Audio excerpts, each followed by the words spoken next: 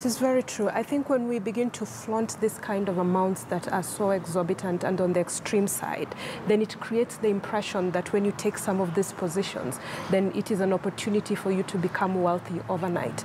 I think that the other side of this kind of job should be seen, where people go in to serve and to work and to, to improve the lives of those that elected them.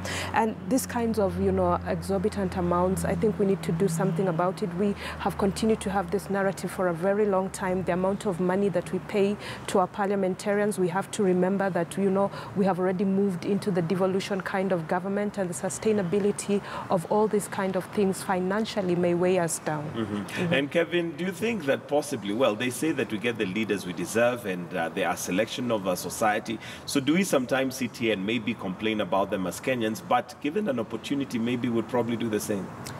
To a greater extent, yes, because if you have friends who are parliamentarians and you meet with them over coffee or over uji and you have candid discussions around these kind of headlines, they will tell you some of the frustrations which they go through and probably what it takes to be a parliamentarian in this country, because you really invest a lot. They say they take huge chunks of loans from banks and they are able to really raise lots of resources to be able to campaign, which really validates the narrative around getting the leaders that you want. But I think the broader view of it would be to look at, why do you want to be a member of parliament? What is the value add? What are you bringing on board? Why do you think you have to be the one? Because I think in every constituency in this country, there are so many professionals. There are people who just want to more or less volunteer their services and leadership to the people. And so if you've been given the opportunity and the privilege, capital privilege, to lead people in the name of a politician, I don't think it therefore needs to be a platform for you to be able to siphon everything that they have. Instead, you should be up there as a servant.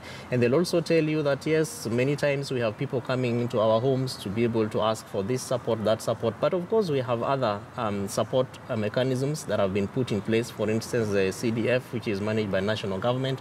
We have debates around the World Fund to be managed by MCAs. So I think the discussion therefore needs to look at how do we widen those support mechanisms, as opposed to having these amounts of money going to the pockets of a few people in the name of serving a mass number of people, because I don't think it is not justifiable.